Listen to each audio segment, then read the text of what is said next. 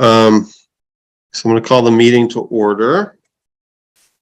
First thing we have to do is approve the agenda. So take a motion to approve the agenda. Everyone's ready? I'll move approval of the agenda. Okay, motion from Marianne. Do we have a second? I saw Maria's hand, so we'll take that as a second. A second. And so those in favor of approving the agenda say aye. Aye. Aye. Any opposed? Looks like Aaron's stuck at work. Makes me sad. I mean, so is Mike, but that's every time. It's just as comfortable as my basement, so you know. All right. Okay, so agenda approved. Comments from the chair. I do have a few things. First off, I'm going to miss our next meeting. I'm going to be on vacation. So hopefully, Gabe, you'll be available to lead things for us. Sure, I'll be here. Great. So I think one related question with that is, does anyone else expect to be out? I'm gonna be gone too, I realize. Yeah, it's the local schools vacation week. So anybody else? Okay. So Should we send a poll around just in case we have an issue with a quorum? Well, it seems like so we're down 2. That leaves us with 5. So Brian, welcome to the meeting. We're going to grill you with questions. Sorry. Will you be available for the next meeting, Brian, or do you have plans with the school vacation? Yeah, I will be away. So what is that, March? That's March 7th, right? Or March 14th? Okay. So anybody else? If there's like one more person, then we may as well call it. But I'll send a poll around then, since we don't have John's answer at the moment.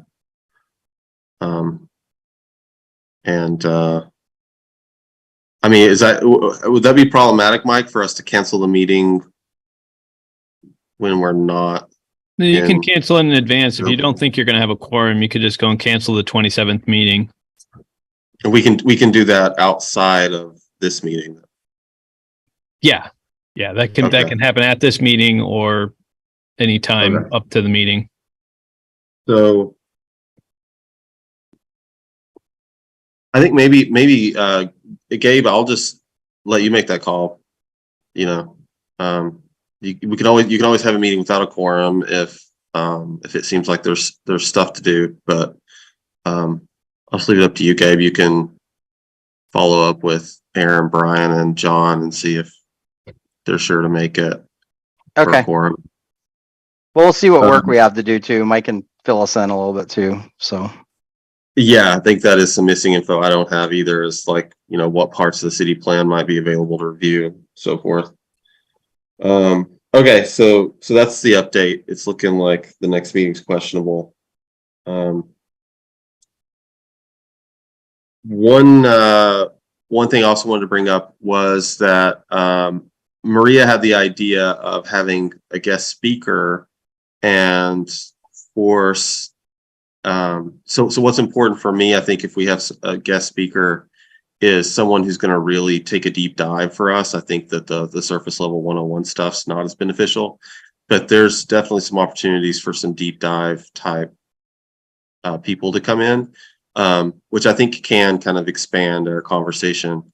So the things that come to mind would be having someone from CNU come, and having someone from Vermont Housing Conservation Board, since they focus on housing all the time. So those are the two that we thought of so far that would be probably good candidates. So Vermont Housing Conservation Board, we can probably figure out sometime in the future and make some contacts there. But for the CNU contact, Mike, I was wondering if you could either reach out or just share with me the contacts you had made before when the letter was being discussed. But in either case, just extend an invitation for someone to drop in on our meetings about that from CNU.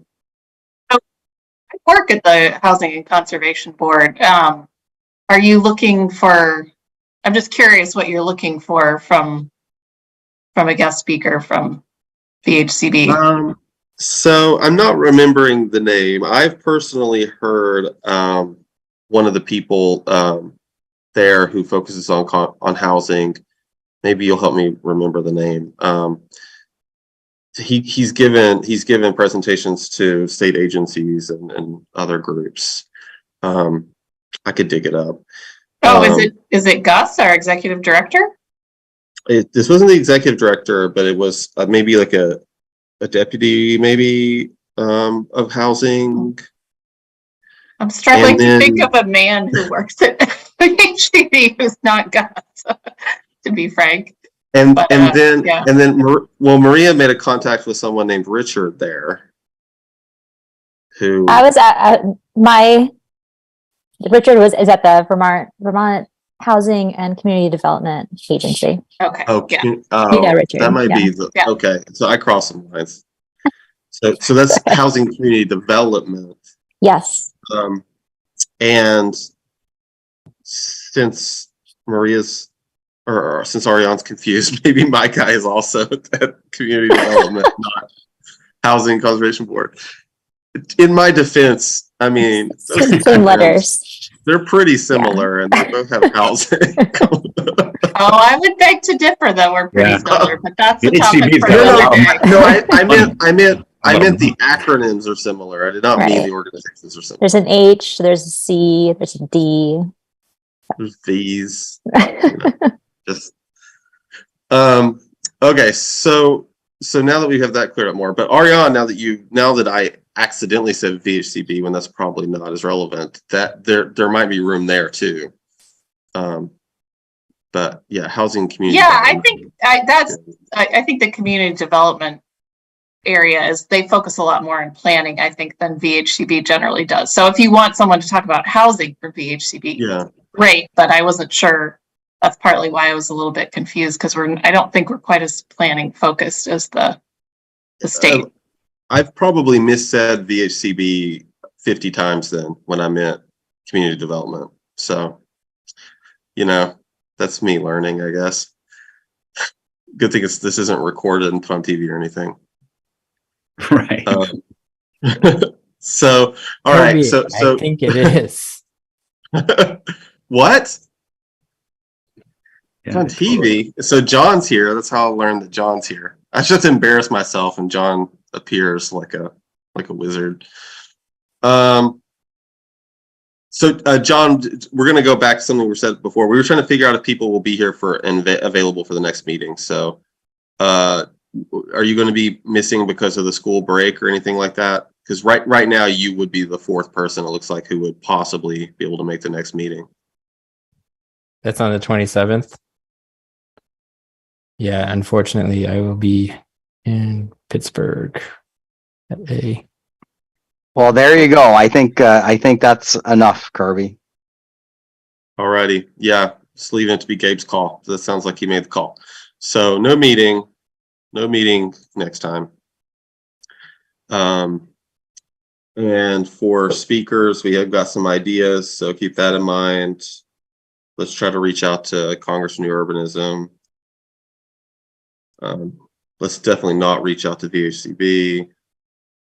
And the other thing I had was just to remind everyone, to encourage everyone to read that review. I sent an email early, like a little earlier, a couple hours ago, which is that's the guide that ACCD and Congress of New Urbanism and a few other entities worked on relating to planning and it's Vermont focused. And I think it's a fabulous document. I'm really glad that that was published. So we should definitely check that out. And that's kind of the deep dive, and also kind of the, I don't know if progressive planning is the right way to put it, but just the where planning is these days kind of approach, in that document. So I think that's a really good one. It's really good, and it's really good for us to spread and make aware in Montpelier that very traditional, zoning is not where things really are right now, as far as like, with in the scholarly area anyway. So everybody check that out. It's a great resource to know about. That's all I've got for comments. Does anybody else have any of those? Okay. Well, let's dive in. Last time we started to explore the idea of looking at the design review district as a possible boundary for a test area to, I don't know if test area is the right way to put it, but as maybe the boundary for maybe removing density caps in our neighborhoods. I think we also talked about possibly maybe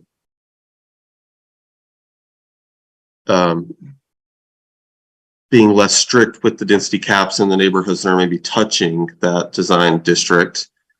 So that's what I'm recalling about where we were. Does anybody else have important things they remember from that discussion?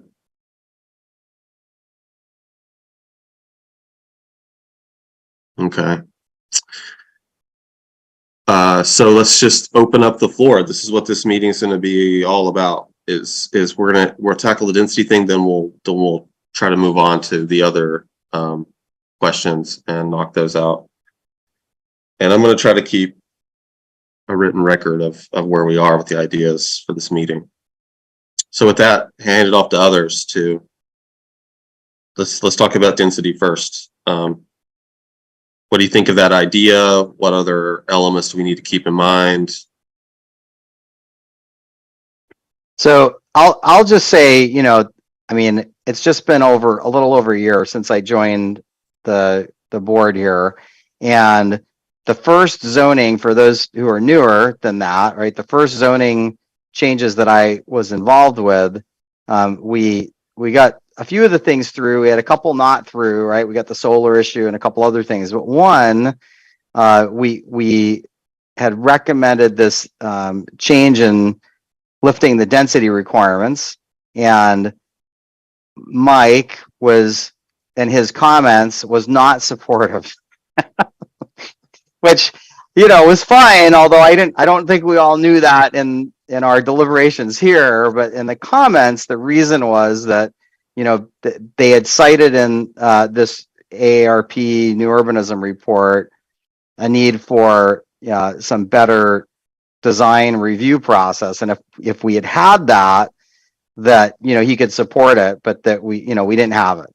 So since then, a couple months ago, and I think maybe everyone but Maria was here for that, there were, now I know there are guidelines and it's not necessarily like the rules, but we have some really, really well done design review guidance. So I think, my going in position, knowing that a lot of the opposition was about some of the other areas, is where we have design review, can we go back to what we originally recommended? And what I remember from our conversation 2 weeks ago is that Mike actually was okay with that at this point.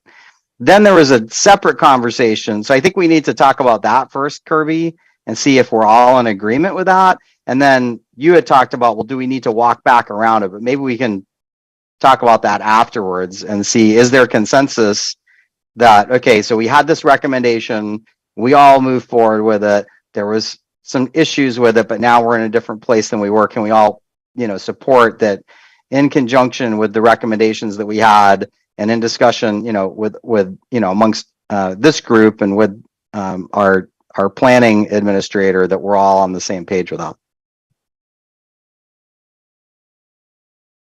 Yeah, that's good. Yeah, and Mike did respond to that a little bit last week, I think. But Mike, do you want to respond? No, I'm good with it. It's a lot easier to be able to assure public and council about things within the design review district. don't think that's going to be a big issue. And I'm not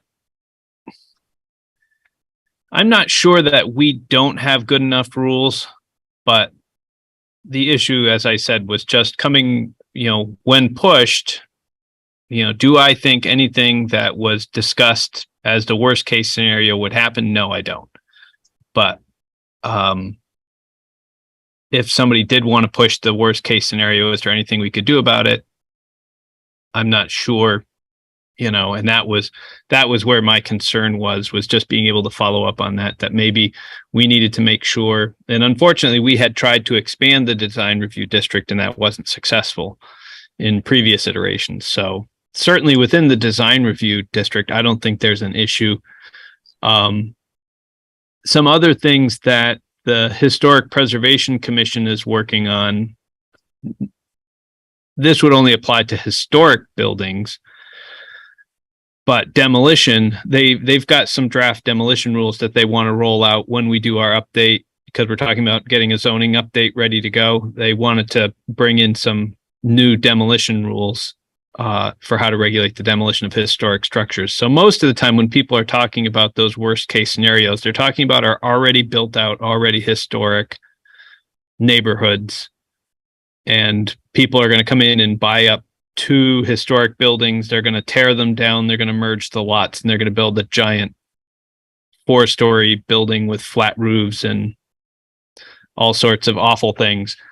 And this would at least knock that down, to go through and say, well, you can't demolish historic buildings. So that would be one place to kind of have more input on, or there would be more control over.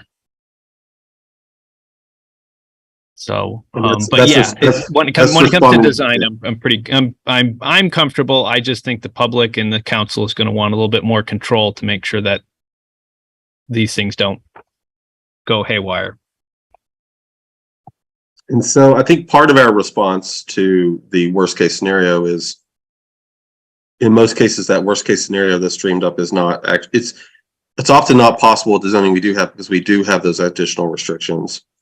And then there's the financial element, which we need to remember to bring up this time around too, because a lot of these worst case scenarios they're going to tear down this like wonderful building and they're going to put up something ugly, and that makes no financial sense, but that kind of didn't go opposed enough last time, I don't think, and city council maybe thought it might be true. Good, John. I was just going to say, design isn't limited to mixed use and multifamily housing. Like, I'm sure we've seen some of the worst designs out there are big single family homes, in which we have zero design standards for whatsoever, and they're subject to the same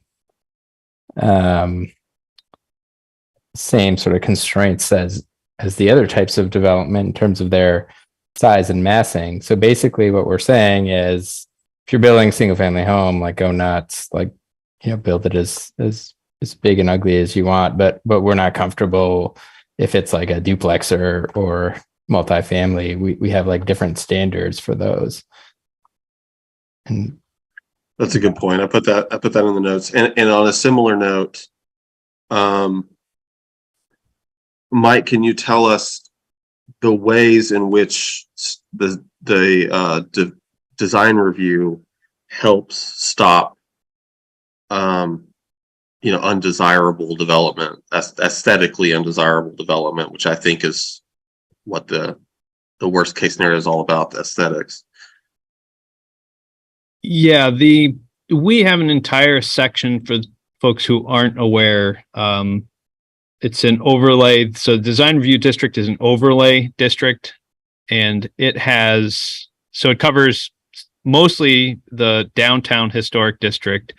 And then it kind of extends over to a couple of other areas, some of which are not historic, including, the areas near the high school and out to National Life. So those are all areas that are also in design review.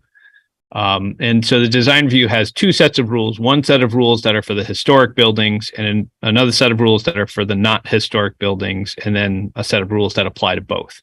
And so if you're in that district and you want to make an exterior change to your building, you have to go to the design review committee. They make recommendations that are then enforced by either the zoning administrator when she issues the permit, or the DRB if it's a project that's going to the DRB. Then they add it as conditions. So they are recommendations to meet the requirements, and then the DRB generally accepts them. But usually these are very cordial meetings and conversations.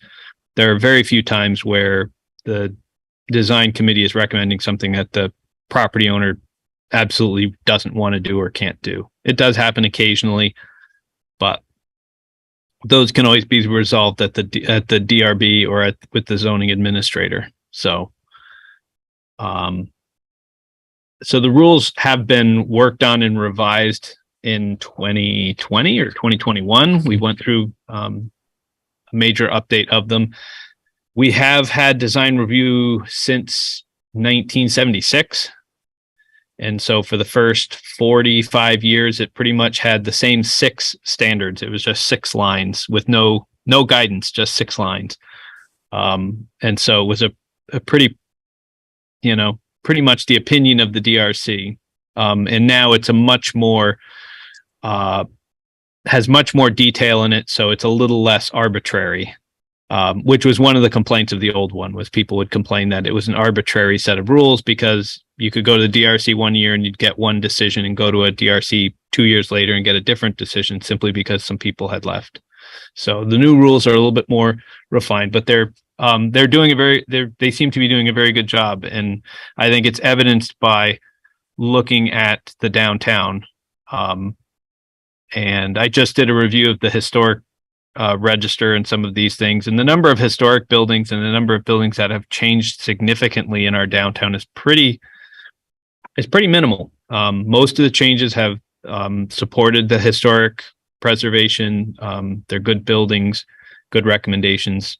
So I think in general, if you were to look over the lifetime of the design review district, it's been pretty successful in accomplishing what it wants to do, which is out of town, out of state developers haven't come in, bought up buildings, bulldozed them, and put in a Rite Aid or put in a Kinney's or something. That you just don't see that in our downtown, which you will in other communities.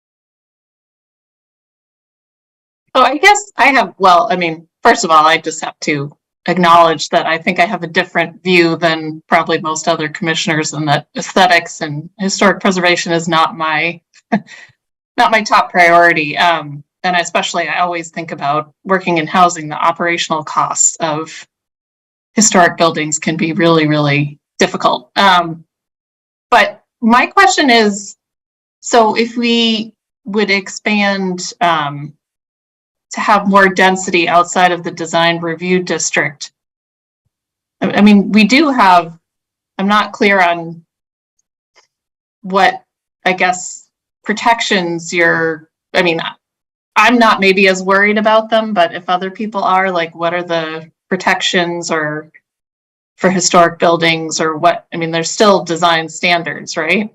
They're just not in the design review district. So there aren't design standards. So if you were, let's say you're part way up on East State. So you're in the National Register Historic District. You have a historic house. You're not in design review. You could go out and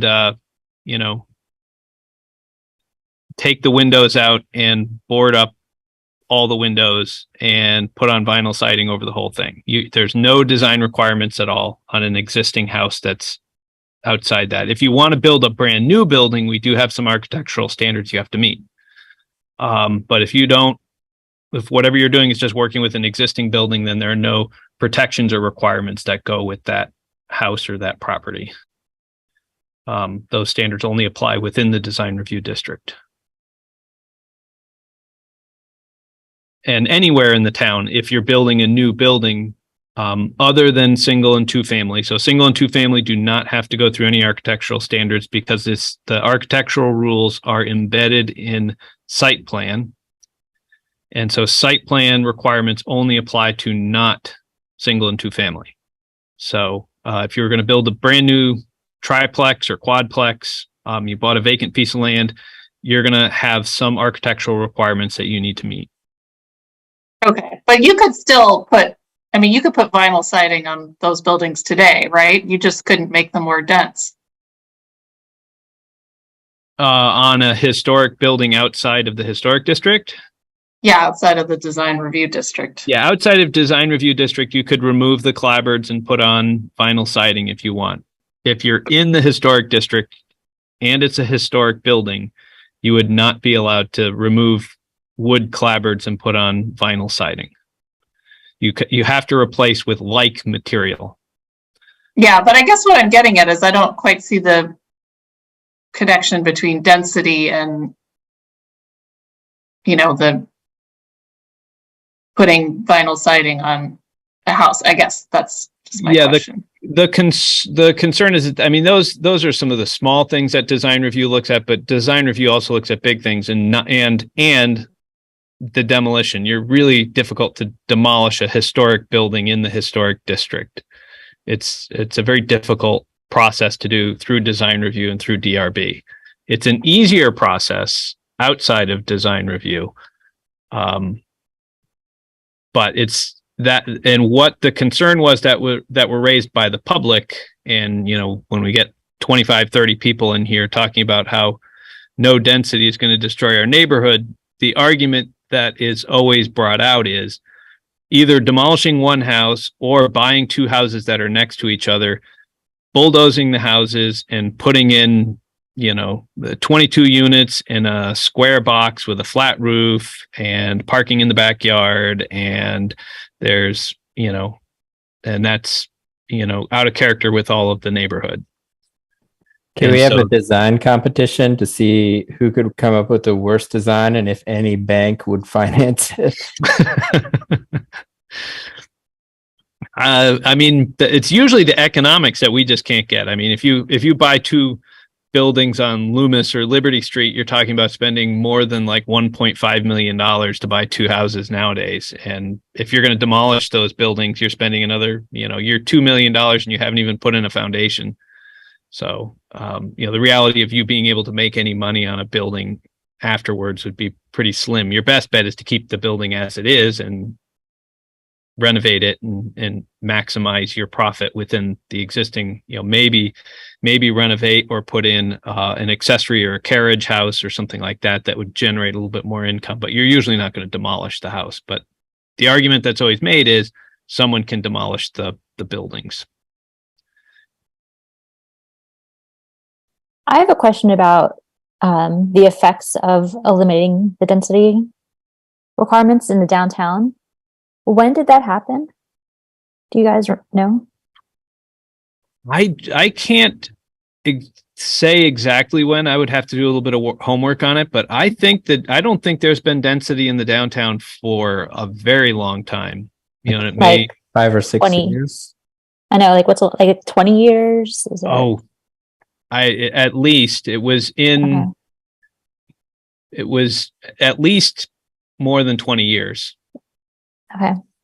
How far back? I don't know. I mean, the city of Montpelier, stupid trivia fact, we had zoning since 1947. So we've had zoning for a very long time. How long density has been in effect in the downtown? I don't know for sure whether it was in the 47 zoning. There was a major revision in 73 and then another major revision in about 86, 87. So at some point that went into effect. Okay. I'm wondering if, you know, eliminating the density limit requirement, would it even have the effect that I think most of us would want, you know, of creating more housing?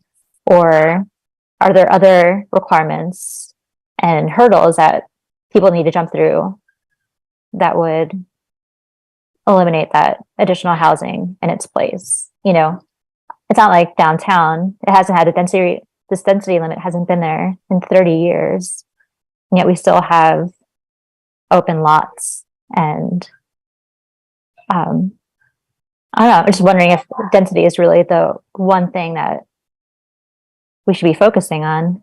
Kirby, you're shaking your head. Yeah, no, I mean, no, there is no silver bullet. There is no one thing. Yeah, This is tearing down one of several barriers. right. I think But it's also like, it seems like it's a very controversial barrier. You know, I wonder if there are other ways to accomplish what we want. Yeah, I think we had this exact discussion last time, and it's a very good point. We were wondering like, well, what do we? There are plenty of places where you can develop now. We've had places with that density, and I think where we landed was like, it may help a few like edge cases where maybe they've been prevented from adding 1 or 2 units. It would likely be a handful of housing units, and that was like worth it for us. If we can get a few more homes, great. But given the amount of, you know, political capital or the amount of like uproar, I guess it is questionable or debatable if this is like, well, if we're gonna, you know, exhaust ourselves and spend a lot of time and effort, and we're going to end up with a handful of other units when maybe there's something else we could do that would be more beneficial, then maybe our time and resources would be better. So that I just don't know what it is, and it does feel like it needs, from my perspective, it needs to be like everything. We need to like try to remove as many of these barriers as possible. You know, I think some of the other suggestions that were in that report, like all together. So this is not the silver bullet, right? It's just one piece. But, you know, I hope we get a chance to talk about, you know, they ask, why can't we do conversion of 3 and 4 units the same way we do duplexes, right? I mean, I think that's a very good question. So if you've removed the density requirement and then we make it easier to convert to 3 to 4 bedrooms and say, look, that's a very acceptable use. And that can be done just through zoning, for example, right? There's multiple things that they recommend, and this is just one of them. So I agree, it's not the only thing, but I think in tandem with some of these other things, it could be important. There's a couple of, I think, interesting points though, responding to Maria. One is I think that the density thing is a foundational thing that it's hard to make much improvement in other areas if we're continuing to have like basing everything around density, which is, it's just not the right way to go about it. It's just like fundamentally flawed way. And so getting off of that, I think, is important for an academic purpose other than just how many houses can we get. That's one part of it. Another part of it is anecdotally, I think in our hearings, people really zero in and focus on density and respond badly when we have other ideas like that aren't even necessarily density focused. Like when we redid the zoning, people really just honed in on, for every neighborhood, what's the density, instead of looking at the other aspects of the zoning. And so I think it's getting in the way of helpful conversations as well. So there's like a lot of these like side fringe benefits. And then another thing that occurs to me is that, shoot, I knew I was going to lose it.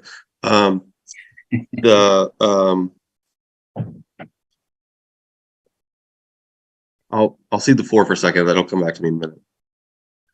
Well, you know, I emailed, I think Mike, it was you and Kirby about this, but you were talking at one point, like what you were saying, Gabe, about, you know, turning a big house that has maybe 1 apartment into 3 or 4 apartments, like a big house. You were saying, Mike, you had mentioned the big houses on Bailey, for example. Like, you know, I don't know if that's the worst case scenario, that one of those big houses becomes 3 units, right? But what are the barriers? Like, I was like, well, I know every project has its own particularities, but I mean, I've called the town about some stuff on my property, but I mean, and there's always these challenges like, oh, well, this specific project would need this and need that. But I mean, what are the barriers to changing one of the big houses on Bailey from either a single family home or one with a, an attic apartment to have 3 units right now, what would those barriers be? Like an example, because I'm not dumb, but like it gets complicated pretty quick when you start talking about the different like lot coverage versus this versus that. And if you were to call like any given time, I'm not saying, the staff is going to tell you there's going to be particular levels of review based on whatever impacts you're going to have on from your project. So some of it may be just administrative. Some of it might go to the DRB. I realize that's all gets complicated, but I guess I was just looking for kind of an example of what the barriers are right now. So the first barrier you might find is we would look at your property and you're in res 6,000. Yeah. So that means you need to have 6,000 square foot lot to have a conforming lot. And you can have 1 unit for every 6,000 square feet. That's the density requirement we're talking about. But you can, regardless of density, you can have a duplex. So let's say, just for example, you have an 11,000 square foot lot. So it's quite a bit bigger than the minimum, and not quite enough to be double. So you have 11,000 square feet. You can still have a duplex. So you come in and say, boy, I'd like to have an extra. I'd like to have a 3rd unit. You just can't do it. That's where there's a barrier. And that's, getting to Maria's question, and John's comment that, it's kind of these ones that are certain ones that are on the edge. We changed the zoning on Harrison, was it over by Main Street there? And we went from res 6,000 to res 3,000. So that way it would match Liberty and Loomis in those. And one of the reasons we made that change was because there was somebody who had a house and he had already had an accessory apartment in his 2nd floor. And he had a garage and he wanted to convert that garage into another accessory apartment. And we said, well, you can't have 2 accessory apartments and you don't have the density to support that because your lot isn't big enough. So by changing it from res 6,000 to res 3,000, he would have enough density in order to support the 2 units he already has, plus adding in a 3rd one. So it was just enough to kind of add a little bit, and it got a lot of support from the public in that neighborhood. They were like, oh, that's okay, because we're already finding, most of our neighborhoods are kind of similar to those. And so that change went through really without much opposition. But there are a lot of people that do end up having some issues. Some neighborhoods do have issues, and we've had some of these very contentious meetings about making a zoning change, but that's usually where it is. It's just enough to make a small change. Yeah. And then the other things for Brian, once you get past that density, maybe you do have enough. And actually, even, taking your res 6,000 example, let's say you had a 17,000 square foot lot. You still couldn't go to the triplex because you need 18,000 in your lot. So you've got a 6,000 square foot minimum. You have a 17,000 square foot lot, but you're not allowed to put another apartment in over the garage. And that's really, those are the examples that come up from time to time. We don't get a lot of these that we have to turn down. Giving a little bit of history, back before our change in 2018, we had a lot of non-conforming lots and there was no duplex requirements. So you pretty much had very little infill potential in the city. It was a big change to get us to those, what we called the 90% rule. So we made 90% of all the lots, 90% of all the uses conforming, which helped to give some infill potential, but there's still a lot of buildings that are maxed out.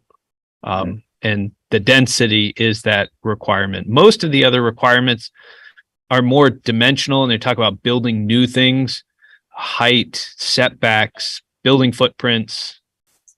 So that's those usually don't end up stopping a project. They can in certain cases. If you have a really small lot with a lot of pavement, a lot of roofs, you might already be over. And if you needed to make any additions, you might be in trouble trying to fit something in. But for the most part, if there's something that's blocking it, it's probably the density requirement. It's probably because you already have a duplex and your lot isn't 3 times the size. Right. That would be the big one. We also had this silly shadow rule. Right. You guys mentioned that before. Yeah. Oh, the shading Yeah, rule. we're gonna get to that, John, after we finish the CNU stuff. By the way, it's not forgotten.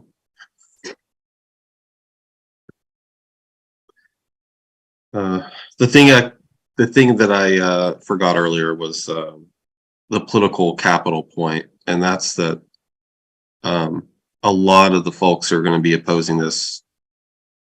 I don't think it's a matter of political capital, because if it's not density, they'll be opposing something else. You know what I mean? It's not like a path of least resistance. There's going to be like a decent amount of resistance for any changes to try to open up the city for housing. So that was the thing. Okay, I've heard a lot of good stuff here about this particular project or this, that's at hand for us here. Are there other aspects of it that we want to include in a recommendation? For instance, the question will come up: should we do any amendments to the design review regulations in light of this? So that's something we should probably at least consider, because it's going to come up. And also the idea that there's going to be a density cliff that's, with the neighborhoods that are right outside the design review district. Do we do anything with those densities? So those are two things I'm going to put on the table. We can handle the first one first. Like, Mike, I think you've addressed this in a way earlier, but what are your thoughts about the need to go back and consider making any changes to the design review regulations? If there are any changes to the regulations, we're just going to be talking about increasing where it applies to, I would think. I mean, the rules themselves, the design review rules themselves are good. Okay. The only other thing we could look at would be the architectural standards that are embedded in the major site plan rules.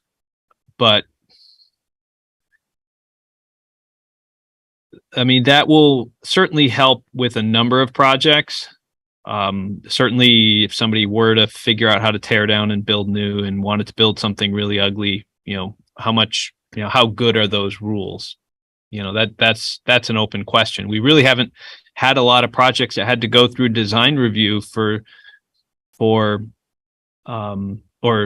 to have new projects outside of design review that had to use the architectural standards. We've had a couple, but not a lot of them. And the projects have generally been good. So I don't think it's an issue, but we also haven't had people who tried to abuse the system. And, I've lived in communities where people have, wanted to fit it in, do whatever they wanted to and kind of make it meet the rules, but it's really not meeting the spirit of the rules.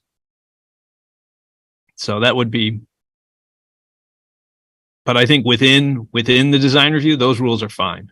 Those rules are fine. And unless we want to entertain expanding the district, I would point out just, we want to talk about politics and public perception. The VCFA, and if anybody's been following the press and anyone's been following anything, VCFA is looking at trying to put in a campus PUD, and it's been getting a lot of public input, public comment.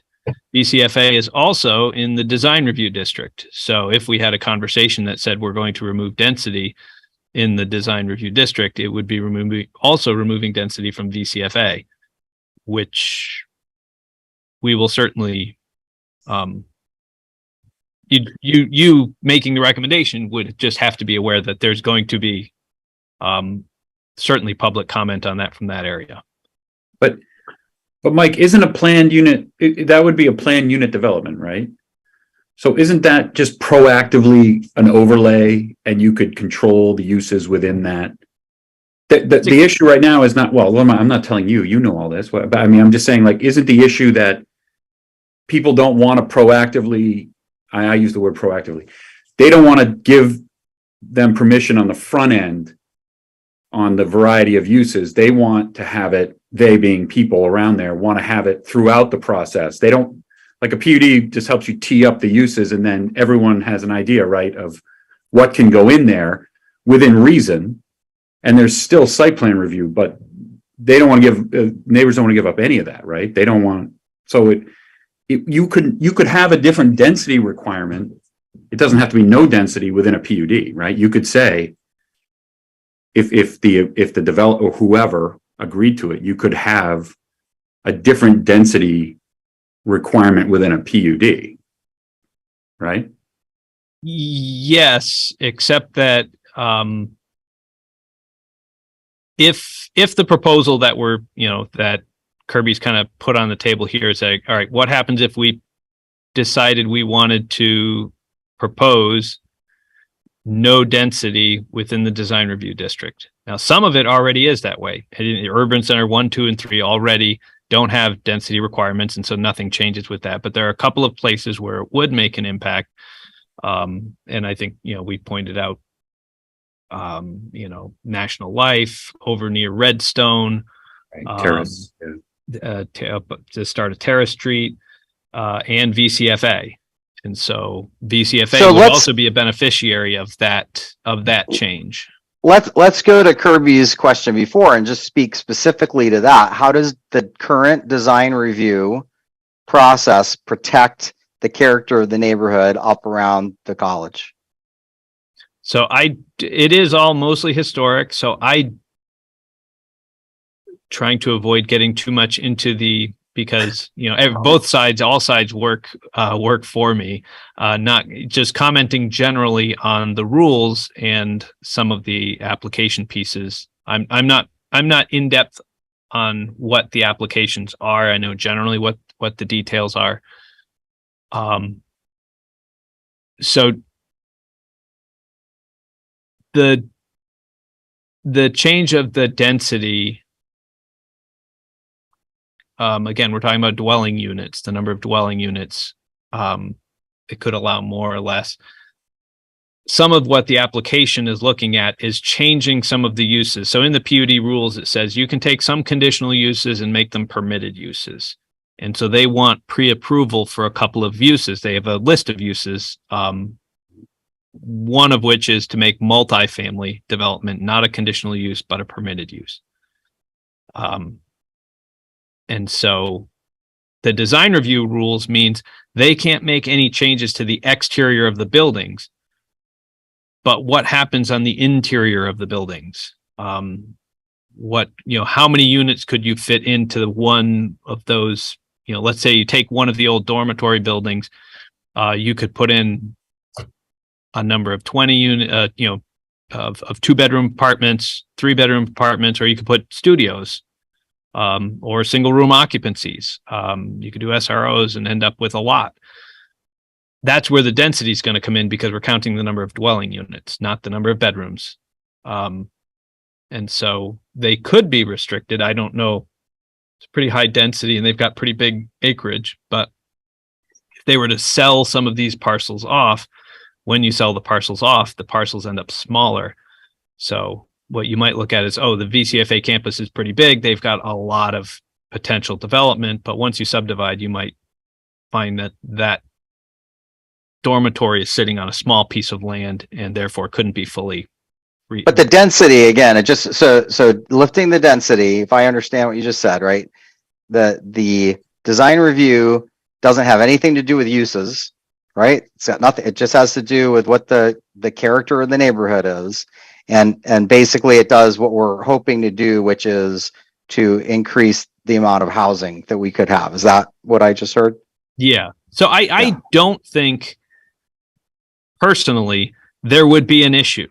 The issue is that political capital or that public capital that's going to come in because just because it's including VCFA, there's going to be a lot of pushback simply because it's VCFA, and the folks are going to want to have as much control and not cede control. That's been the general sentiment of the public opinion so far.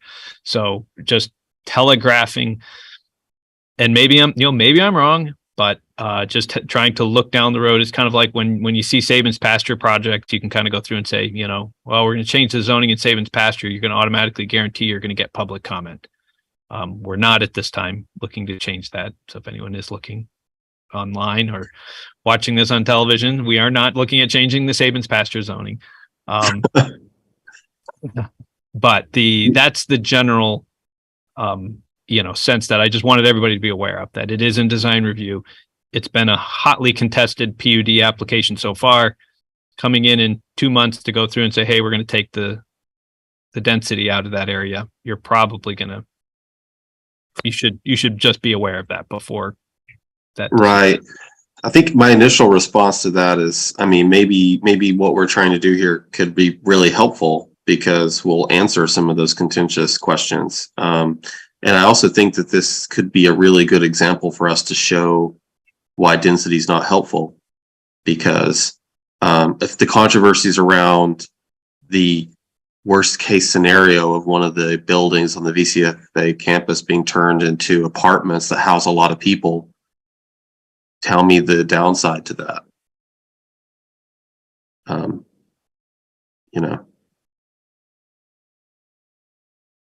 So.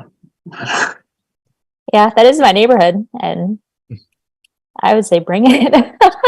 I miss having the students around. I kind of want that area to be lived in and enjoyed. It's kind of sad that it's sitting empty.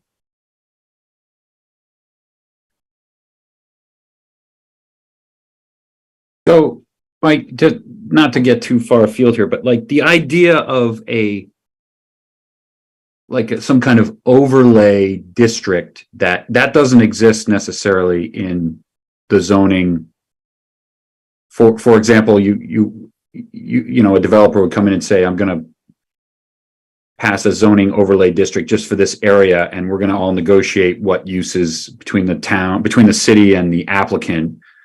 There would be a public discussion about what uses would be included in there, but then once it's together, it'd be memorialized as its own little, you know what I mean? Well, you know what I mean. You're a planner, you know. That is one way to do it, and that's a little bit of what we have right now.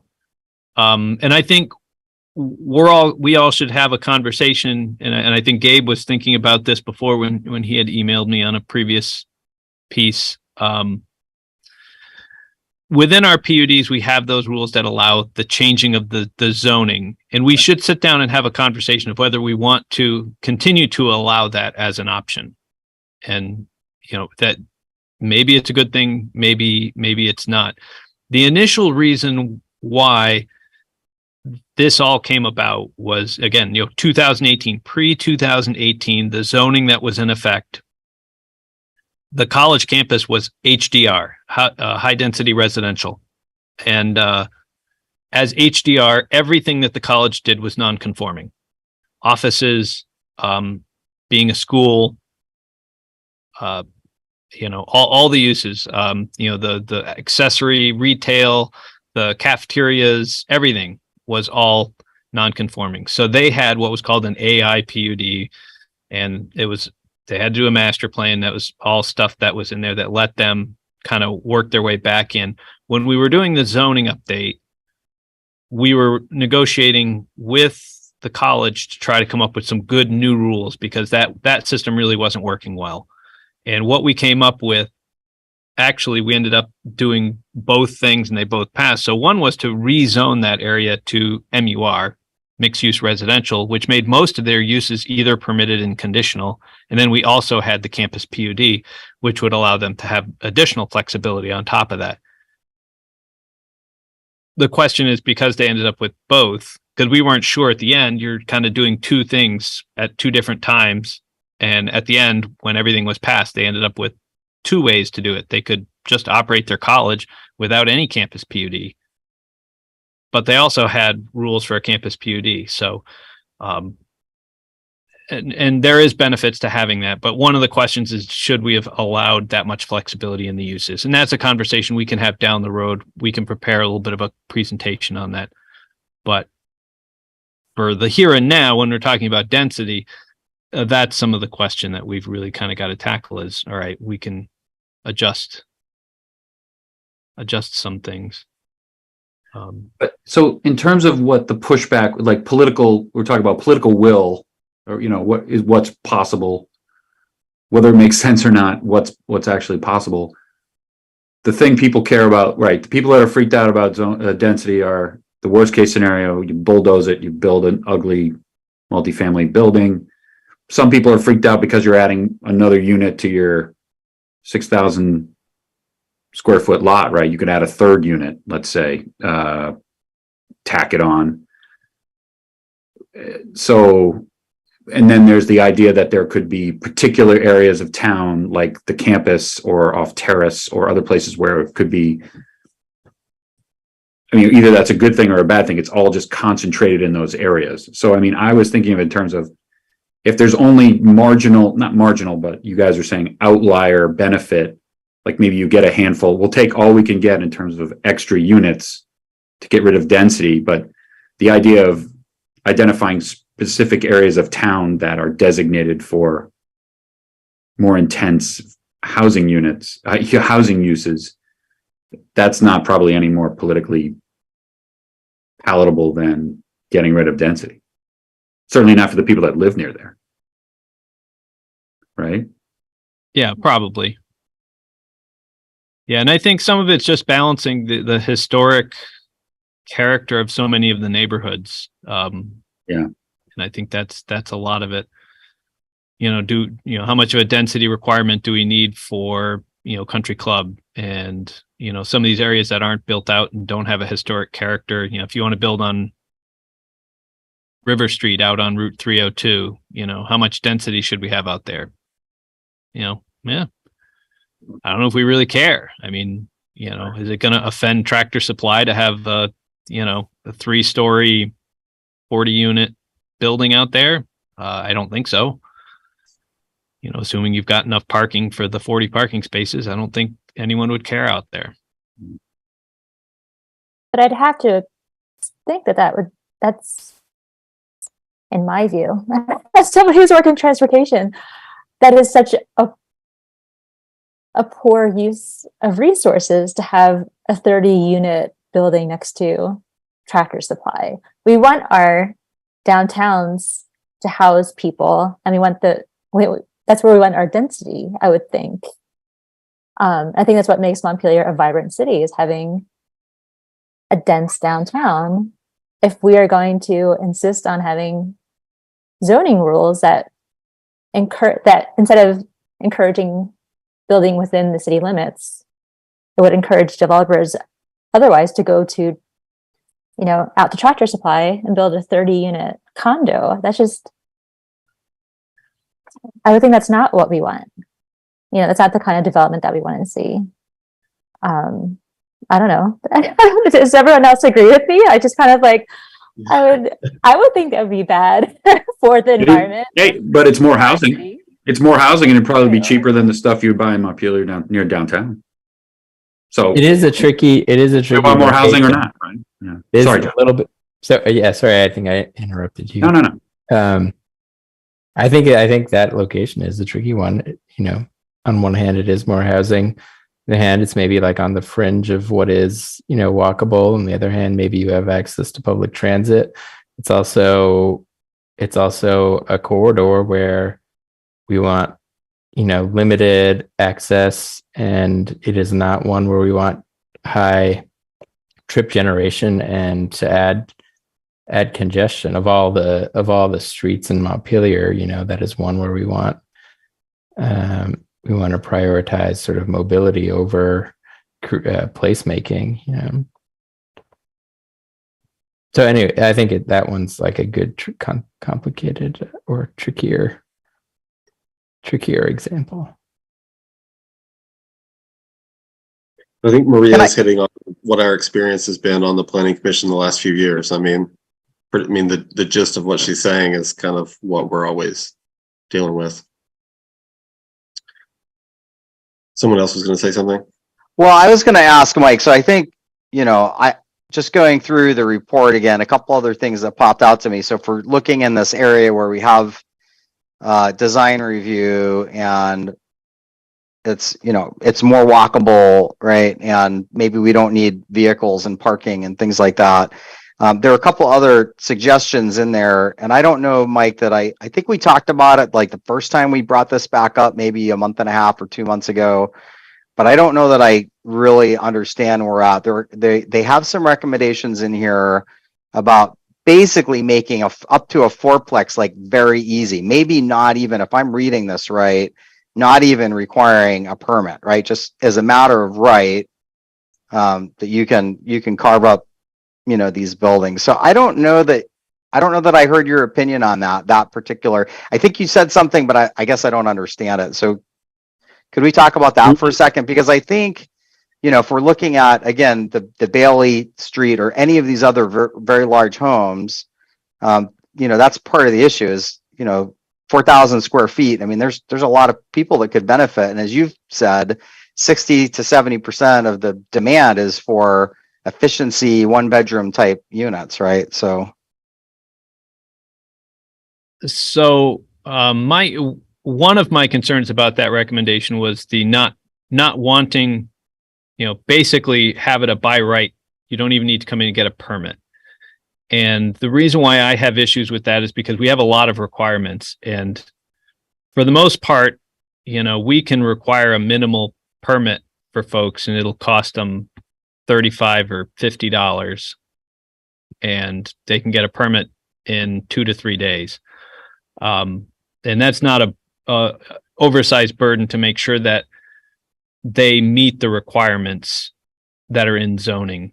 Because otherwise people can do whatever. If you say you don't need a permit, then they don't have to meet setbacks and they don't have to meet height requirements. They don't have to meet anything. And if you say, well, you don't have to get a permit provided you meet all the zoning requirements, then I can tell you for a fact that overwhelmingly, most people are not going to be able to read the zoning and understand whether or not they've met all the zoning requirements, which means I'm going to end up going out and enforcing the zoning, administering the zoning through the enforcement wing by issuing notices of violation because you built it without it. So the recommendation to say no permits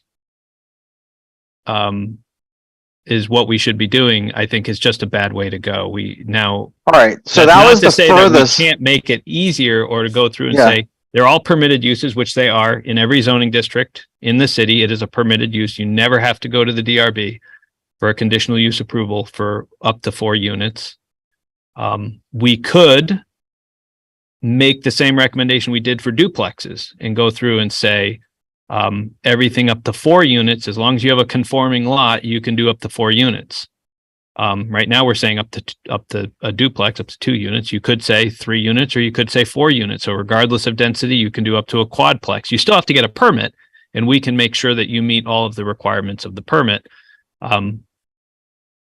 It's just a change. So that's what my concerns were with that recommendation, is they seem to be making the permit process the bad guy in this one. And the fact that it could be appealed. Well, if we don't have permits, then neighbors can't appeal it. Well, either we're not going to have zoning at all, in which case, great, people can do whatever the heck they want.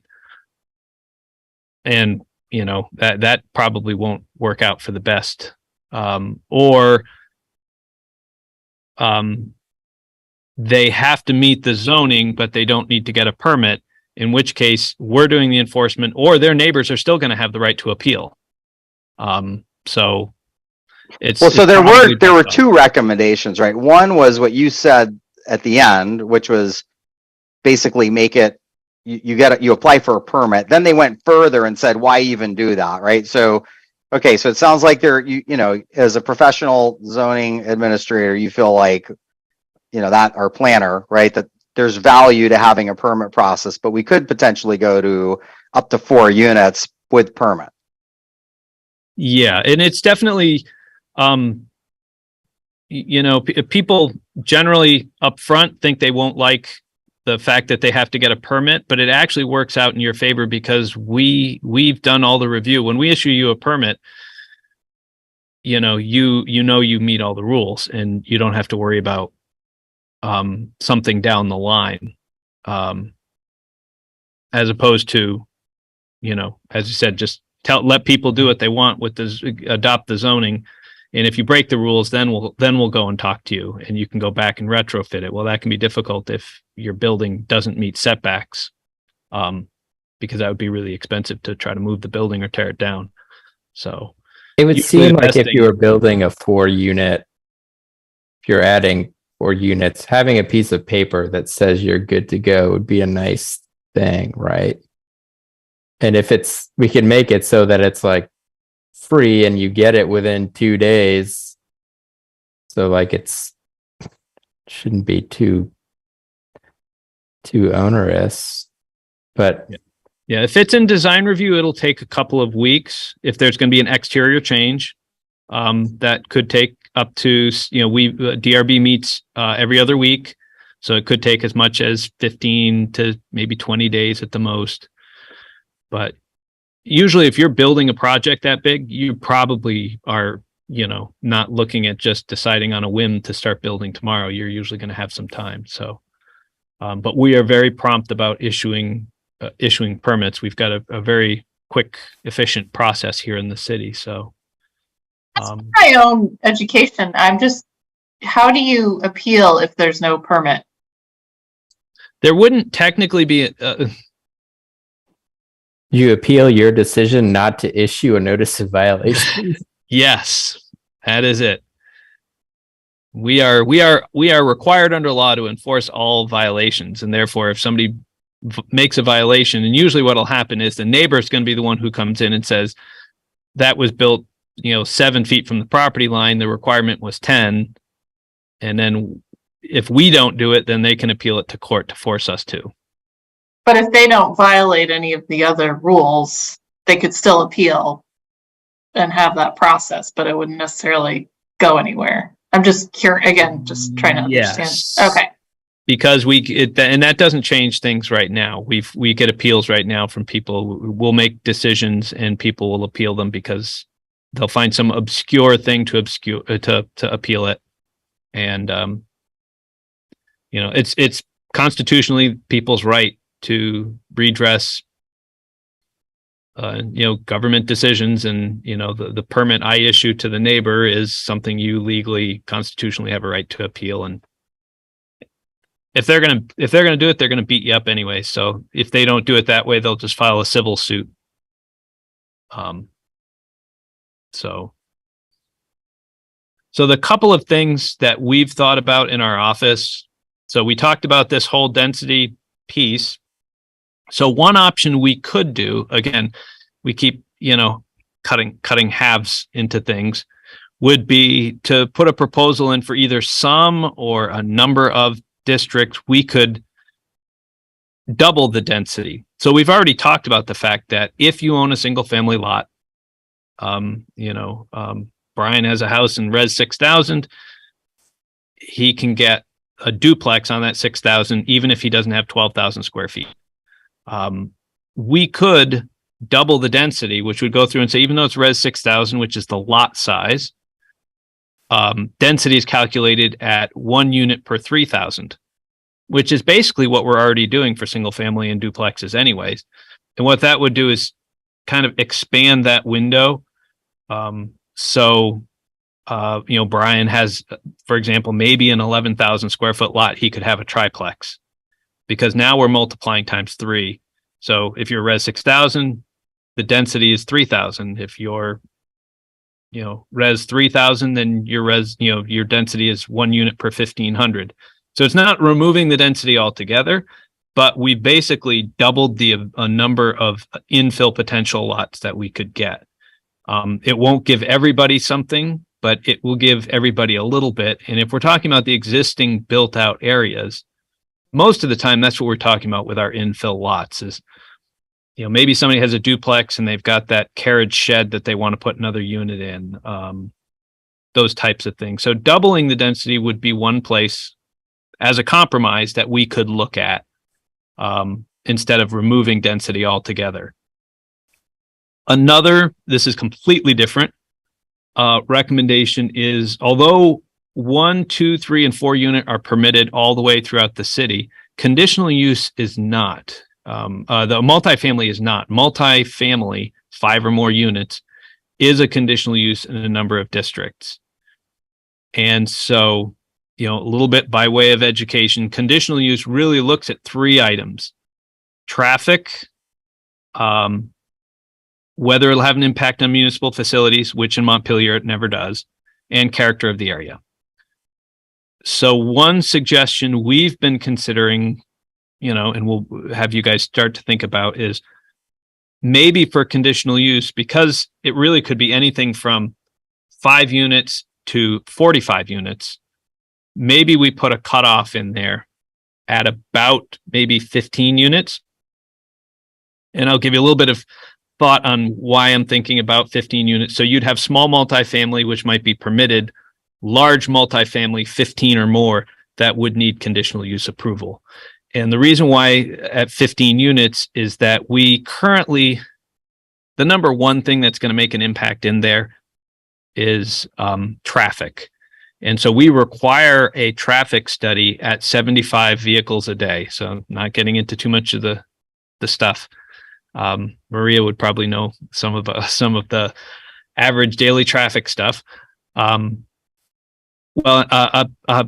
dwelling unit usually is about 5, from what I understand. So that would be, if you're only generating 50 new car trips a day, you don't need to do a traffic study in our current zoning.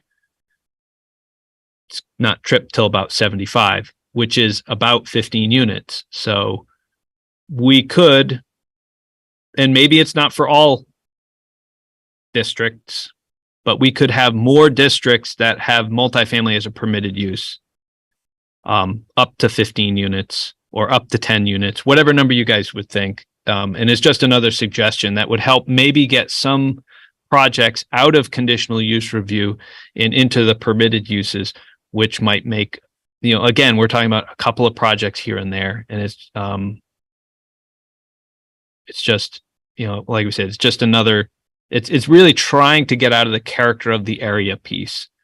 At what point is it really impacting the character of the area? If it meets the build to bulk and massing requirements, remember, you may be talking about 12 units, but you still have to meet the building footprint requirement. You still have to meet the height requirement. You still have to meet the setback requirements. Still have to have the parking. So if you meet all that, why would we say no? We really don't need the extra review until we start generating enough traffic. And that would be at that next level. Those are a couple of our thoughts. We had doubling the density, splitting and making small multifamily, large multifamily, and making more of the small multifamily as permitted uses. So those were a couple of the ideas that we had that we thought might be things you'd think about for additional changes to increase the potential of housing. So we don't want traffic, but we're going to require you to have a space for your car. And then if you don't, you can't build here. So you'll go build elsewhere and then drive into Montpelier. Well, the economics usually is, especially if you're building larger things, is the banks aren't going to finance without 1 parking space per unit anyways. So that's just generally, even if we didn't require the parking, it would end up having to have that parking anyways. Mike, were there specific districts that you were thinking of for doubling the density for? Or did you guys not? Yeah, when you went through this, did you identify which areas you thought that would be appropriate for? And would there be pushback on that? I'm sure there would be some pushback. My best argument I could give in support of it is just the fact that we already really did it for the smallest pieces. Everyone who's got a single family home on a conforming lot can have a duplex, even if you don't meet the density requirement. By basically adopting that as a density requirement, you're just allowing the units to add up a little bit faster. So I was thinking for most of it wouldn't adjust for rural lands, because really you have to be on sewer and water to be able to do that. Rural lands is the part that doesn't have sewer and water. So it probably wouldn't apply there. It would be, But aren't the arguments, and sorry, Mike, for interrupting, but I was like, aren't the people in the arguments against that, isn't it going to be the same thing, whether we get rid of it or whether we double it or even a marginal increase? You know, people would vilify us and treat us like we're destroying the city. And it didn't really matter like what that number was. It was like any increase whatsoever. You know, I think the other piece of this is that we do have, you know, input from Congress and New Urbanism and ARP. And so if we could, at least in the initial, I think those are all great ideas, Mike. I like all those, but at least in our initial sort of feedback, if we stuck within the lines of what the recommendations they made, I feel like we've got a little bit more support, right? Because this isn't just, you know, we're not the only ones saying this. We've got people that advise communities all over the country that feel like we could do, we're not quite form-based zoning, but we're moving more in that direction, right?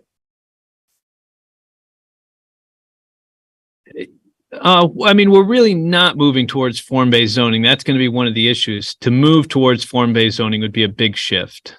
And I'm not sure we can do that within the same box that we have for our historic, because of our historic rules. It starts to become much more muddled. And I think, you know, my thought on why doubling the density, I mean, AARP is saying remove the density. And certainly we could go in and say, look, they want us to remove the density. We recognize there's not the political will to remove the density, but we could certainly go through and double the density. And the reason, I think a little bit getting to John's comment, I think that might be a little bit more palatable is just because we can point to the fact that we allow duplexes in every conforming lot, and 90% of the lots are conforming, and the sky didn't fall. Yes, those same opponents are going to be coming in and saying the sky is going to fall, but we already made a big change like this and the sky didn't fall. So adding just a little bit more to allow maybe a few more triplexes and maybe a few more quadplexes, because again, they're still density limited. So, you know, in the Brian example, so he's got a, 11,000 square foot lot. Now he can have 3 units. Okay. I mean, that's probably not that, going to have that big of an impact on the neighborhood to go, even if he went from single family to triplex. And if he's got 4 or 5 times the property size. We're talking about the recommendations of the AARP here. This isn't some kind of like radical organization. Actually, I'm gonna jump in just to do some facilitating stuff over our conversation. I didn't want to interrupt because that was all wonderful.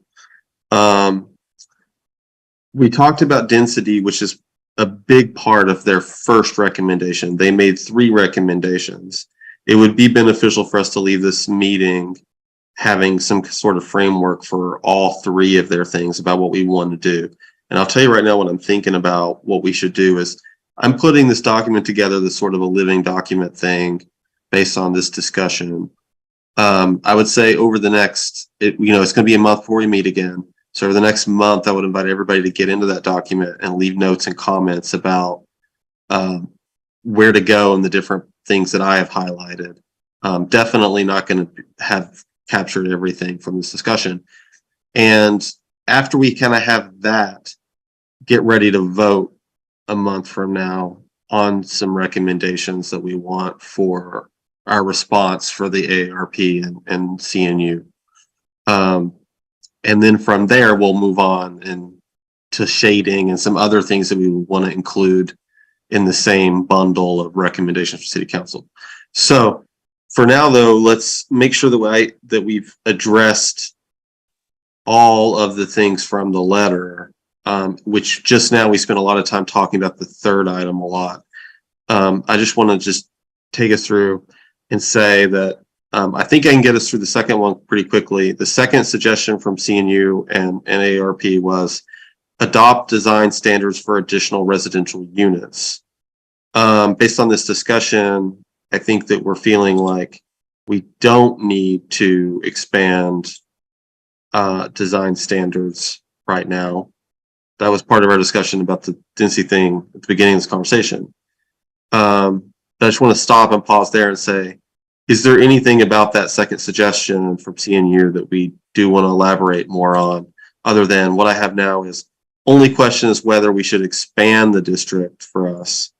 And I also added a note that it may be preferable for us to monitor how these changes go before considering expanding.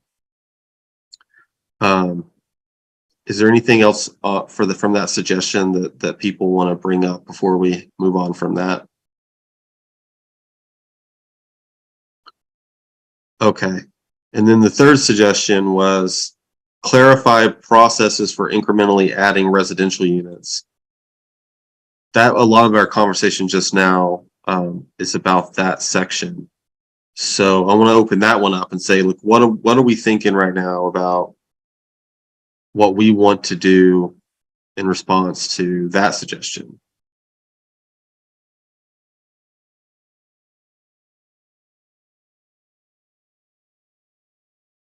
Do we want to propose any change about? Gabe, I feel like you had some ideas. Well, I think if we're good, I mean, Mike seems okay with going, the same way we went from 1 to 2, like going from 1 to 4 with a permit. I mean, we're not going to go all the way to where they say where we're not going to have a permit, but going from 1 to 4 with a permit, that seems like pretty reasonable. And Mike, what are our permit fees? Like if you wanted to get a permit for a 4-unit building? I mean, I have to look them up specifically. It depends also on whether you're just doing constructing or just doing renovations. So the zoning permit probably isn't too expensive. The fees add up as you start going into DRC. DRC would add, I think, $100 to the permit application, and DRB adds another $100 or $150. I can't remember. We just changed the rules, so I don't know them off the top of my head, but is there? Yeah, I don't have. I'm trying to think if I've got the fee chart right in front of me, but there might be in there $100 per unit or something like that, or a $200 per unit. I don't know if Gabe, you remember, but but the fees overall, the fees are not going to be a huge impediment.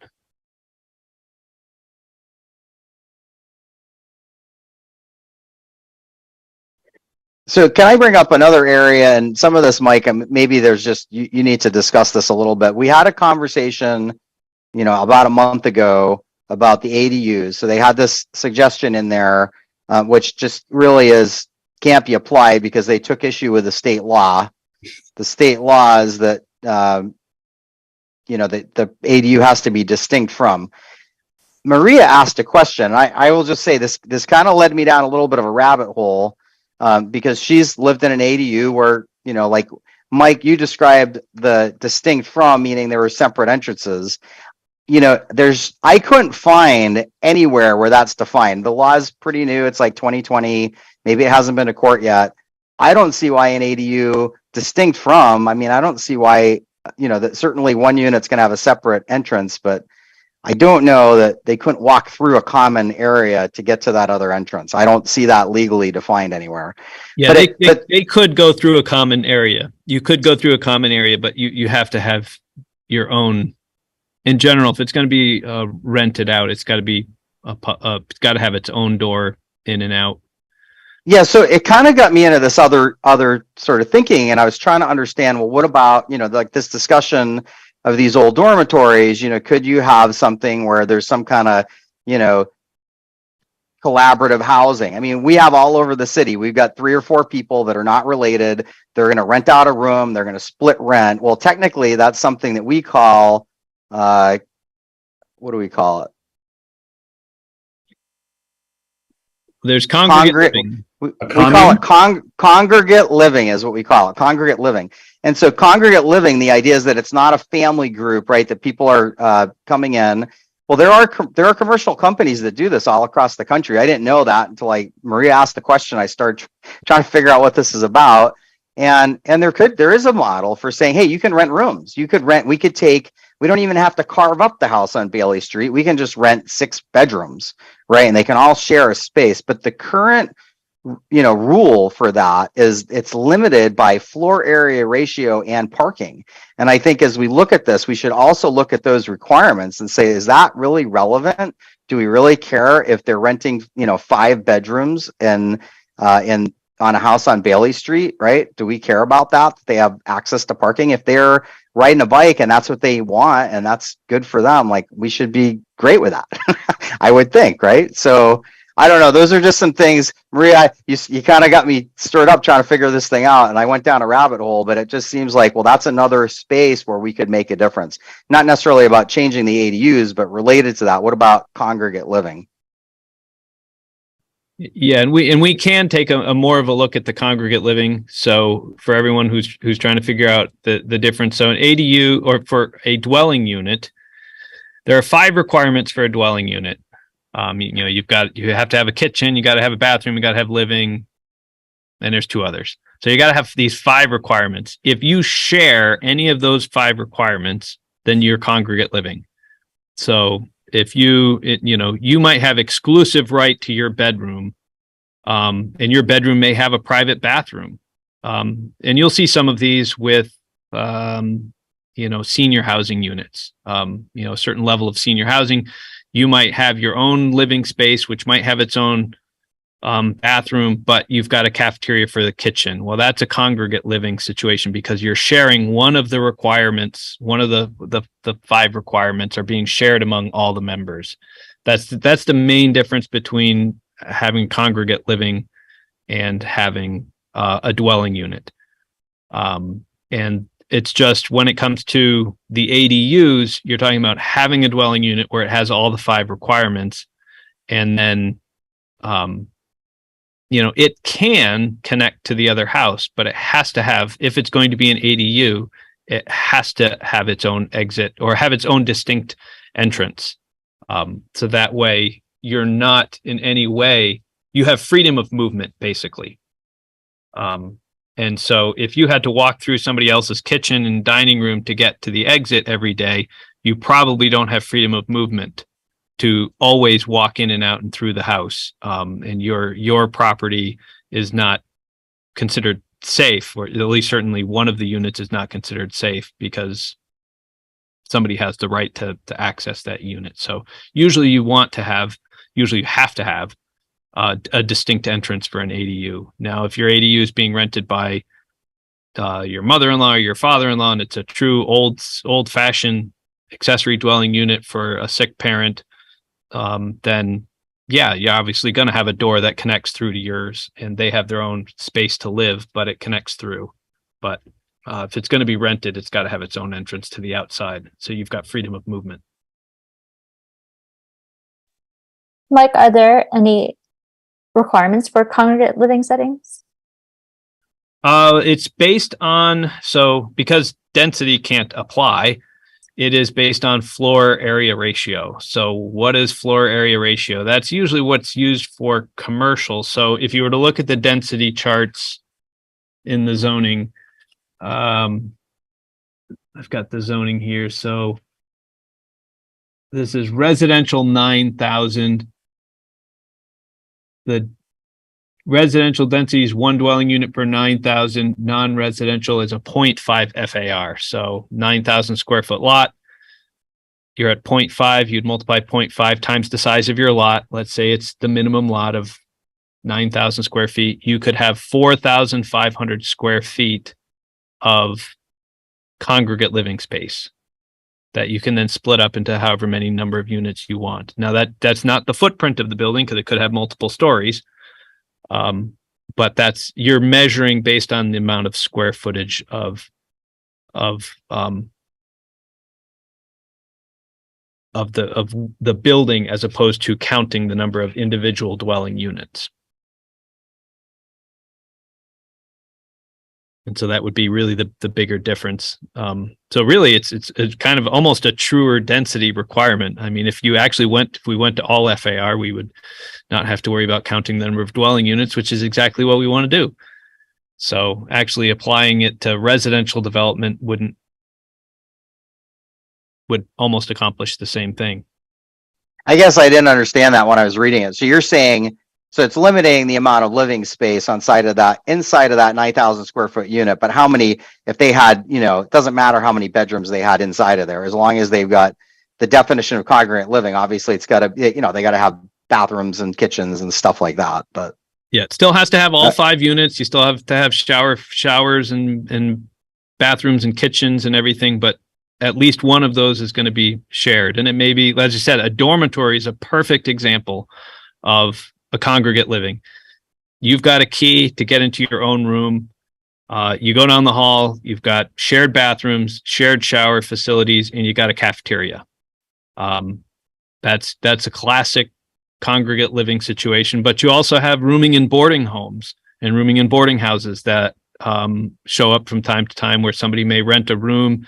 There was co-housing was a popular thing, it's still around now, but where you might have everybody has their own little house, but there's shared kitchen facilities. So it's just a different option that gives people a little bit more flexibility. But yeah, I mean, a shift to FAR wouldn't actually be a bad thing if we could get out of the density requirement and just the density is FAR. Then you could say this neighborhood. So for example, the residential 9,000, where's resident? We had been talking about residential 6,000. Let me just flip the page.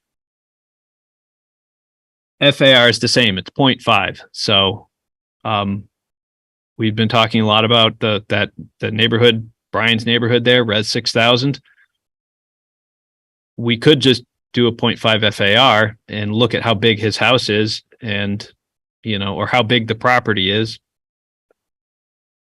And if he's got, a 10,000 square foot property, he would have 5,000 square feet worth of living space that he could subdivide into however many number of residential units he wants. And the limit is the FAR, the floor area ratio. It's usually used in commercial zoning. Most commercial. So what about the parking requirements? Is that something that we could lift, particularly in certain zoning districts, like in the downtown area, or does that not apply anyway because it's commercial? Yeah, that's John's favorite one. He's pushed for a long time. And we've tried. So we don't have parking requirements in urban center 1, 2, and 3. So again, our urban downtown doesn't have residential densities. It doesn't have parking requirements, and the world has not ended. We also have managed to expand no parking requirements to res 1500. So St. Paul Street, kind of over there by School Street.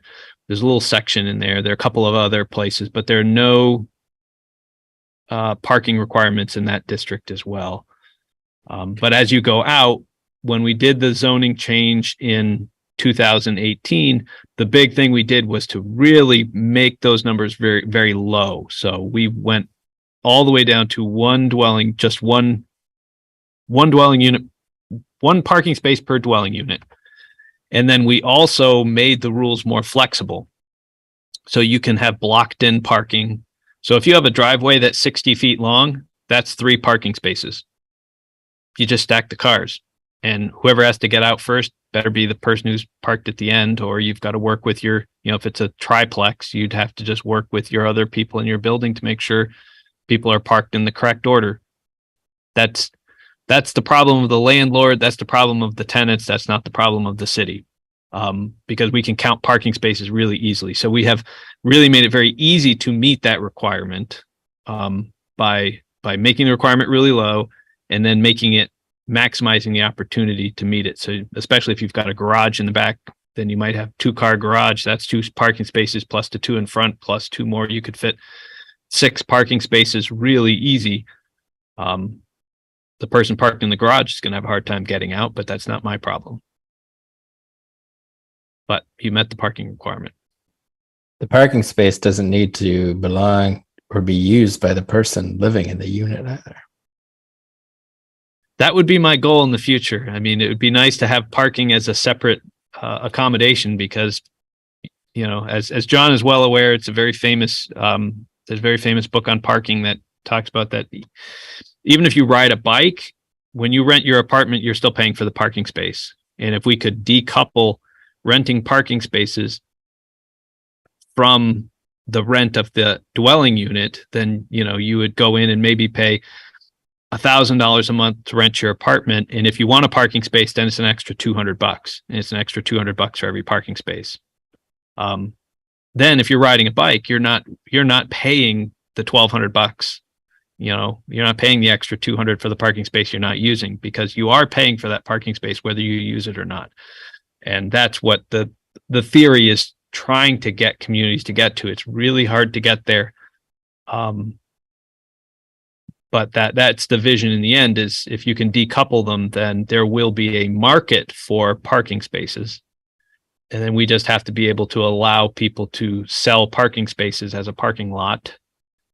And I have a friend in Montpelier who was complaining because he has a car and parking space in his unit is rented to someone else. I said, well, why don't you rent the parking space or get in? And he says, well, it's so much cheaper not to do that. And I can just keep my car. I don't really need my car until the weekend, and I just keep it at a friend's place. And it's like this is exactly what we want, or it's like this is like the market. This is how people figure things out. But so yeah, definitely. In the state is looking at trying to limit parking. I mean, the state, what the state is proposing right now in their draft housing bill is to get every community to 1 parking space per dwelling unit, and that you can't go more than that. Whether that passed is whether I think that's a good idea for every community. I don't know. I'll leave that up to the legislature. But basically, the state is trying to get to where we are. So we're already doing a good job with our numbers. Would it be good to get less than what we've got, or get to no parking requirement? That would certainly be a good place to start looking to get to. But again, it's kind of like removing the density requirement. It takes a lot of political capital to convince people they don't want that requirement. and like I think Maria's point about the density, like, is it going to create? How big of a difference is it going to make? Probably not a huge one, but maybe a few. Might get like a few units out of it. That's right. I keep going back to, well, the AARP, the purpose of their letter was that they want more accessible housing in Montpelier. That's like their goal. And then as we go through these bullet points, it seems like, Mike, you're saying like a lot of this is already in place. And so, well, then how do we create more housing? Like, how do we help manifest more housing in the accessible parts of Montpelier? You know, if these things aren't what's going to do it, because it's maybe already in place and it was done even 20 years ago, like what can we do? You know, and I guess doubling the density, like you said, I think would have that effect. You know, I don't know how politically feasible it'll be, but if these suggestions are kind of off the mark, what can we do that would have the effect that AARP and I think a lot of people in Montpelier are looking for? So I think the hard part is it's, you know, people don't want the character of our area to change. We are pretty built out. So a lot of it is trying to work with what's there. There are a couple of vacant lots that are here. There are a couple of vacant buildings that could be either demolished or rehabbed. So we don't have a lot of potential to be able to go in like other communities could go in and say, oh, we're going to put in 400 housing units. Well, I mean, unless we're talking about Country Club Road, Sabins Pasture, Crestview, we just don't have parcels that are big on sewer and water ready to go. So a lot of our stuff is a lot of incremental stuff. And so we kind of got through our first hurdle. It can't happen until it's allowed under the zoning. I think and in a lot of cases, we have gotten over that hurdle. It's now allowed. There's not an economic push for some people to go through that next step. I can have an accessory unit or I can have a duplex, but I'm happy with my property and I don't want to deal with a landlord. That's one piece. And that's going to change over time as people sell their houses. New people are going to come in and say, you know what, I've just spent a lot of money to buy this place. You know, it would do me a lot of good to put in an accessory apartment to help cover the mortgage. Cause you know, the people living there bought the house, you know, in 1995 for 120,000. They're selling it for 650,000. The person buying it for 650,000 is like, I got a mortgage and I'm going to need a little bit of help. And the accessory apartment is going to make that difference for me. So that takes time to get through that change. I think the other piece now is economic, and that's where we're looking at trying to build out more housing programs.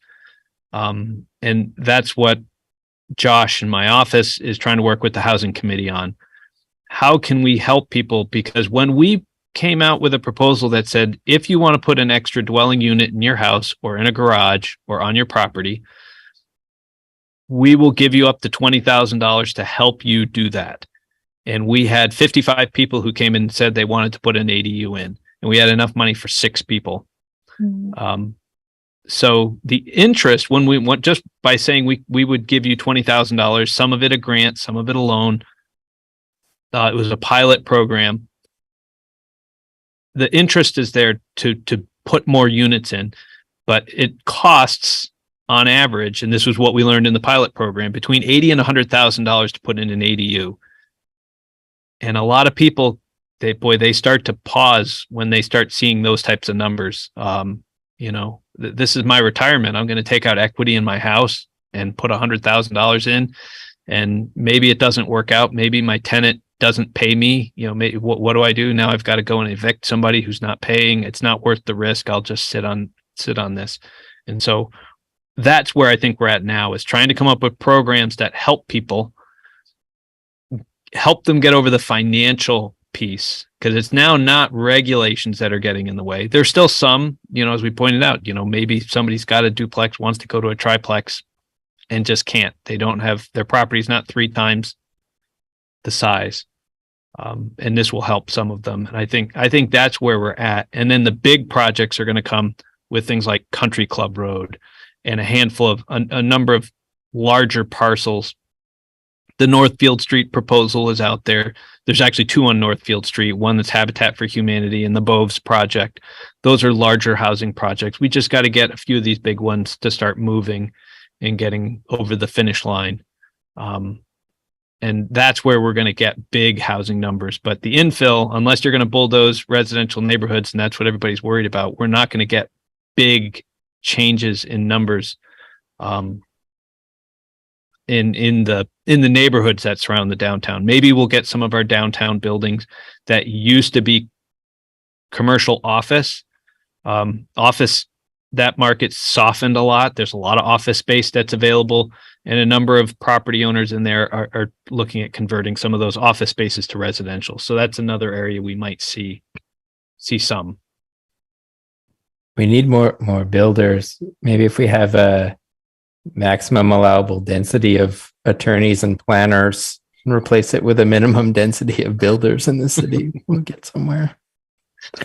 No offense to everyone on this call here. Hey, as you said before, we could all become developers. I've actually considered it myself at times. But hey, we're running out of time, so I want to bring things back a bit. I'll also say, Maria, to get as a reading suggestion, the housing chapter, which we've mostly finalized, is going to be, it should be our best ideas for what to do about housing in the next 8 years. So you can check that out too for like what we hope that we can do. I also would say to respond to your question, like we should constantly keep asking that, and we should constantly be working on every idea we have for that, because I think this is like a death by 1,000 cuts type situation, not a silver bullet thing. Okay, so before we run out of time, I want to make sure we have concrete things down if we want to propose more concrete things. For CNU suggestion number 3, I have one response that we have for incrementally adding residential units is to change the zoning so that we allow 4 units on each conforming building lot in the city. First question, does that capture what we discussed?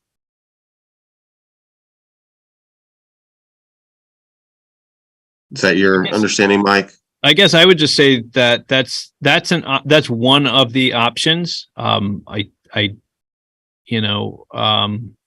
If we're, if we were putting a couple of them on the table, we could remove the density altogether. We could double the density, or we could make triplexes and quadplexes. So I would look at those as three options on a spectrum and go through and say, we could do one of these 3. I don't think we would do two of 3 or 3 of 3. I think we would pick one of those 3 to be the thing we want to go for. So effectively, let's say we did this, because I just heard like Gabe was interested. I heard a lot of discussion about it. That's why I put that one down. Let's say we went with that. Obviously, it would apply to the places outside of the design review district where density's already gone. So it would be an every place thing. Okay, bye, John. And I don't know if Gabe's unavailable, his camera's off, but I don't know. Are people interested in? I just have to make some dinner. Sorry. It's all right. It's all right. What I'm asking is because I'm trying to get us to have some concrete things down before we go. Gabe, were you, out of all the things discussed for suggestion number 3 from CNU, allowing 4 units on each conforming building lot in the city, is that one of the ones you thought was the most attractive? Is that something that you think we should put down as a concrete thing? Yeah, I actually agree with what Mike said. I mean, let's put all 3 of those things down there and let's have a conversation about it. I think to go in a 4 in terms of the kind of you're always going to have people that show up, but that seems way more palatable. And frankly, it's I don't think the legislature is going that far, but they're having this conversation right now, right? So it's not like we're out of step with where everybody else is at. Just for the record, I think if the state catches us on some of these things, it means that we're now doing the legal bare minimum, and we're no longer really any kind of model, or we're not any kind of gold standards for sure. So anyways, so I'm going to have that down for now. What were the other things, like, just because a lot of stuff was floating around? What else should we put down? I heard, Mike, you said about eliminating the density caps. What was the other thing you mentioned? Well, I was just saying the 3 of those that were on the spectrum were eliminating density, which we've talked about. And there may be other design things that have to go in with that, but we could eliminate the density. We could double the density. Okay. Or we could just go through and say everything up to 4 units are permitted uses as well, regardless of density. And I think that's a 1, 2, or a 3. We would pick which one of those we think either politically is the most palatable, will have the biggest bang for the buck, or whatever. We would make a decision on which one. Okay, I think it would be okay to suggest more than one, because again, if we say remove density, we're saying that in a finite area, so we're not doing anything to the rest of the city to create housing. And this letter is about creating housing everywhere. I mean, the letter was not that restrictive. So I think that those 2 match together. True. If you said the A is just for the design review, and then either B or C would be for the rest of the town, then I see where you're going with that. Yeah. Okay. Yeah. Okay. Was there anything else on that last section? I mean, was there ADU? Did we land anywhere with do we feel like we need to look into ADUs anymore? Because Yeah, I kind of disagreed with. I disagreed with most of what they were talking about in number 3, and I think we've gone through that. Kind of beat those up enough. I think our ADUs are okay. I think their complaints were off the mark. So I'm just thinking alternatives. It's like no, not that, but maybe this other thing with the ADUs, or do we? So far out of our entire response to the letter, then would so far what it looks like we're going to recommend back is to remove the caps in this one central area, the design review overlay district, and then to change what's allowed for a building lot, a permitted use up to 4 units everywhere else, because it would be redundant with the first thing in the design review area. Is there anything else we want to put down as our response right now? Is that good? Seems like those are our two big policy suggestions coming out of our discussion. Okay. The shared drive, I created a new folder for this topic, the CNU letter response. So as I was saying before, everyone else should get in there and just review and see how you feel about that. And we'll pick that back up in a month. So we're nearing the end. Does anybody have anything else? We might have time to squeeze in the minutes. Did we want to check with Stan? He's jumped on, see if he wasn't here for public. Yeah, I noticed Stan a while ago. We remember the public. Stan Brinkerhoff, this is your chance if there's anything you'd like to raise that's either on the agenda or not. Just let us know, Stan, if you want to say anything to us. No, thank you so much. I'm a member of the City Housing Committee and just present. Okay, great. Well, welcome. Thank you. And yeah, we're definitely welcome any communication from the Housing Committee. Because as Maria said earlier, like, how can we fix housing? Well, it's like, a lot of things, and we're not the only ones working. Yeah, same question we have. So it's interesting to hear some of your thoughts, but was simply just joining.